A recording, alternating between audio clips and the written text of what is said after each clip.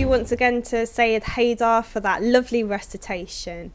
And Assalamu alaikum wa rahmatullahi wa barakatuhu. Dear viewers, welcome to Hijab and Etiquette. Now, today, inshallah, we're going to be talking about some tips and tricks just to make our lives a bit easier. Because the hijab is central to our lives. And sometimes, you know, difficulties can arise from us trying to observe the hijab within our daily lives. So joining me today, as always, is Sister Masooma Jafar. Assalamu alaikum. Wa alaikum salam wa rahmatullah. Alhamdulillah. So, the first thing I wanted to discuss is, like, you know, a lot of Muslim sisters, you know, have jobs and have careers. And sometimes with certain companies, they have a particular dress code or even a uniform. And sometimes these uniforms, they're not exactly hijabi friendly. Like, for example, maybe like you could have a sister working in a factory, so maybe she can't wear a skirt, for example, for health and safety reasons. How can we get around such issues? I think first and foremost realizing that what hijab is, so what's the minimum requirement of the hijab. A lot of the times we put it down only to the headscarf. Yes. So that's what we fight for. We fight for the fact that I need to wear a headscarf. We don't even think about the uniform. So it's important that when I go to my employer, I actually explain to him what it means for me to cover myself and how he can then accommodate that. And it's a perspective of, this is what I need to do, so how can you accommodate it, not will you accommodate it? Because again, this is my right. Because this is what my religion says, and therefore I have a right to follow my religion. So again, going in there with a lot of confidence and saying, look, this is what I have to, this is how I have to be covered. How can you accommodate that? And then, you know, sort of working with the employer to try to come up with things.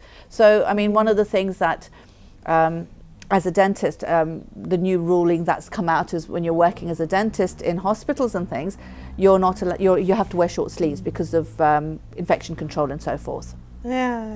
So once we, you know, went, when explained to them that as Muslims we have to be covered, we can't wear short sleeves. So then it came, you know, we came to the idea that okay, we can wear those throwaway sleeves. Okay, yeah. So you can wear them, and then between each patient throw them away and put a new one on. Yeah, okay. And it came, you know, the argument was, well, the hospital can't pay for that, it's too expensive.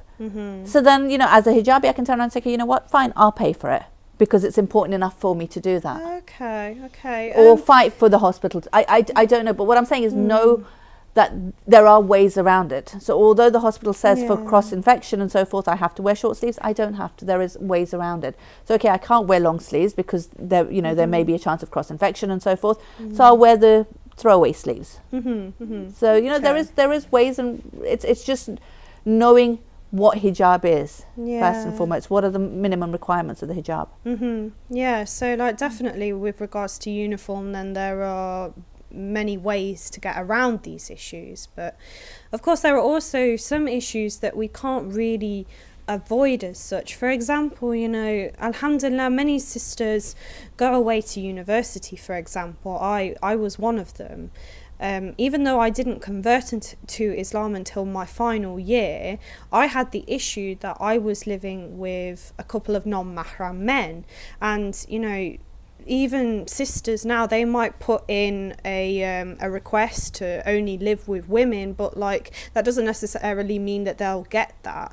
So if you are in a situation where, you know, you're a Muslim woman and you're living with non-mahram men, you know, that's got to be really, really difficult. And how do we cope with such a situation?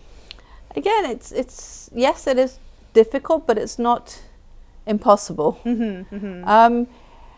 I suppose it's like someone who's married into a family where they're all living together. So you've got the father-in-law, the brother-in-law, the sister-in-law, and everyone living together. Yeah. Again, within that family, okay, you know, your father-in-law is mahram to you, but your brother-in-law isn't. Of course. So you're going to have to wear hijab, you know, while you're with the family. And it usually happens that throughout the whole day, outside, inside the house, you're wearing hijab. The only time you take it off is when you're in your bedroom. Yes. Same sort of principle. So when you're in the dorms, the only time you can take it off is when you're in your bedroom. Everywhere else where there may be males around, you'd have to wear it, and it's not something that's impossible. Yeah. What if you're say you want to go and study abroad, and you arrive in the country of your choice and you face these problems, or you might even get some hostility from companies or educational institutes? Like, what would you do in that instance?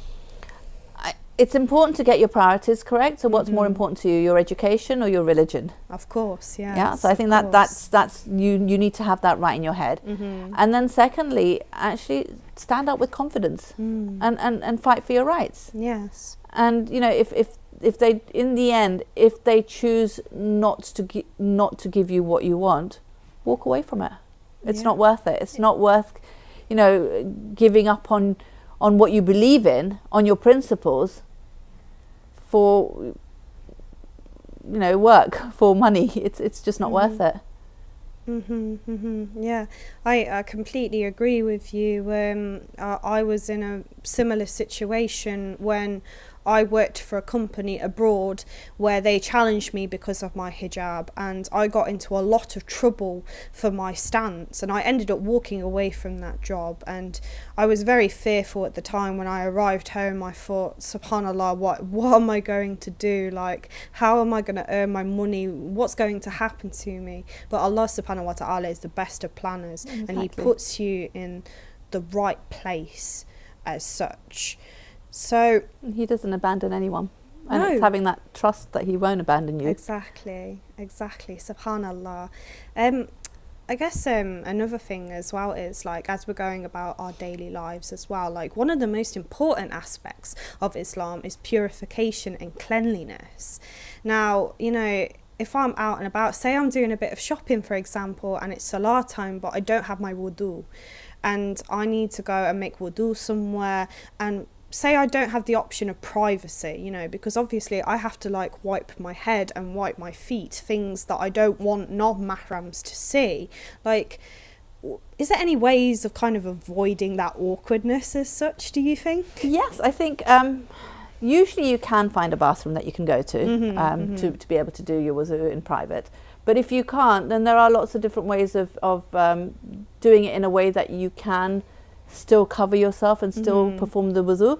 So, for example, wearing an inner an inner sleeve with a baggy sleeve. Yeah. So if I raise my inner sleeve, no one can see my hands, and I can put my hand in and do the wuzu without anyone seeing my arm. Oh, so can you put the water, like, on top of the sleeve? No, you raise your inner sleeve. Oh, I see. So my skin is, at the moment, my skin is exposed, but you can't see it because the outer skin that makes sense. Yes, is covering it. For instance, wearing a shawl that you can then use to actually then cover yourself as well, and do it behind the shawl. Put the shawl over your feet when you take your socks off and do the massage of the feet. You know, make your scarf a little bit looser so you can put your hand in without having to take your scarf off.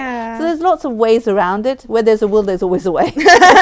Absolutely. There is nothing more powerful in this world than a determined woman who wants to do her salah. Exactly. I heard once from a Sunni scholar that with regards to doing the wudu out in public, that, like, when it comes to, like, wiping the head, for a woman, like, if she doesn't have that privacy as such, it's enough if literally, like, her fingers just touch, like, the base of her hair here, and it just touches a few hairs, then, like, that's okay. Like, do we hold a similar view within the school of Ahlul Bayt alayhim salam?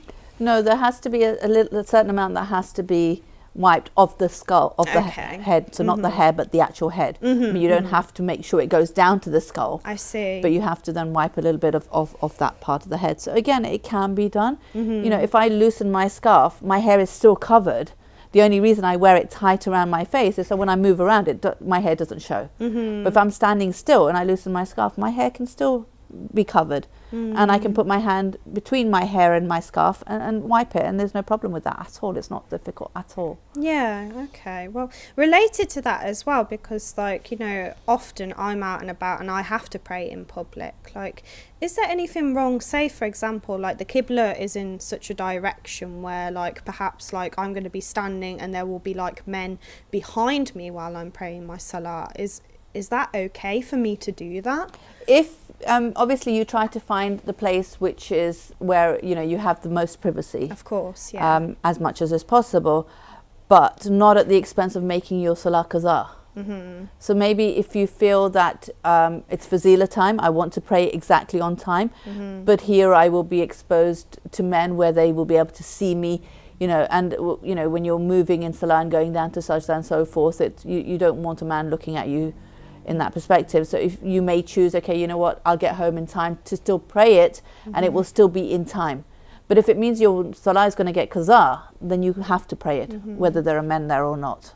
So again, it's a personal choice, but it's a matter of trying to ensure that your hijab isn't compromised, and at the same time your salah is not made qaza.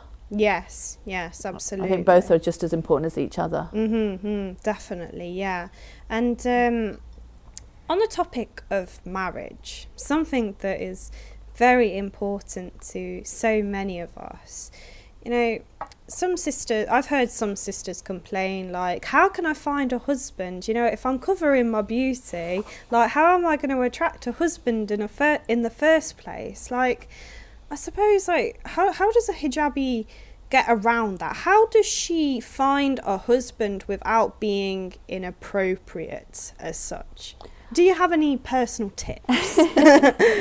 I think it's important to realize that it's not about the beauty that's important. Your beauty will go. Oh, yeah. You're not going to be married for a couple of months or for a few years. It's going to be for years and years and years, and you will get old and your beauty will start going and you'll down. see them first thing in the morning. Exactly. No one looks beautiful, like when that alarm goes off for Fajr. Oh, well, maybe you, mashallah. I think, so I think for a man to base his decision of marriage on beauty is very, very shallow. Of course, he has to find her beautiful in his own eyes, but that should not be the basis of the marriage. He should look at her akhlaq. He should look at her religiosity. Yes. She's going to be the mother of his children, and if he is thinking of all of that, then he will be wanting to have a conversation with her, and this is where she then shows her true self to him. Yes. And this is what the marriage is made up of. When you talk to each other, you realize whether you're on the same page or not, whether you've got the same aim, same goals, how important is God in your life and how important is it in his life. Those are the things that are important.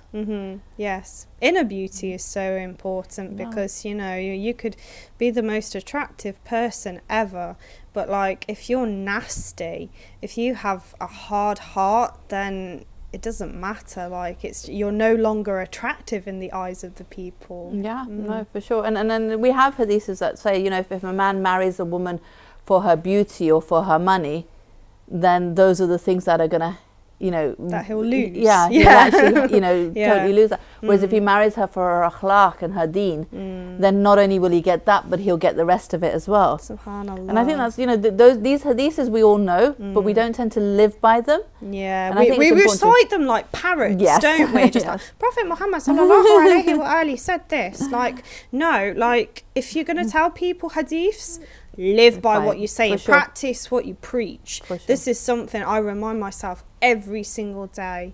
Every single day. Really, really important. And I remember a very close friend of mine, a mahram, he was telling me that when he saw his wife, he happened to see her on the streets somewhere, and he thought she was the most beautiful woman he'd ever seen.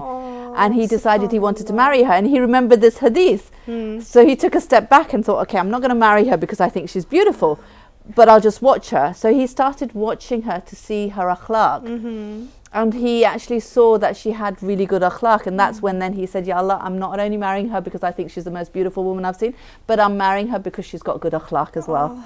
Subhanallah. So, there are people who do live by these hadiths, and it's so beautiful. And alhamdulillah, they're happily married now. Wow. Going on to 30 years. So, alhamdulillah. May Allah subhanahu wa ta'ala preserve that marriage. Subhanallah. Ameen. Just the courage that man had. Like, the fact, like, he could take that step back in the first place. Like, you think, like, so many of us, like, we see an attractive brother or sister and we just think, yep, let's do this kind of thing. But no, like, to actually like sit back and like, right, am I doing this for the right reasons? Like, that takes guts, incredible guts. Subhanallah. It's it's the jihad of the nafs, really, isn't it? You know, like, yes, you have the jihad of the battlefield, but then it's controlling your own self, which is the major jihad. And that's when you realise what sort of person you truly are. What we're made of as such. Definitely. Exactly.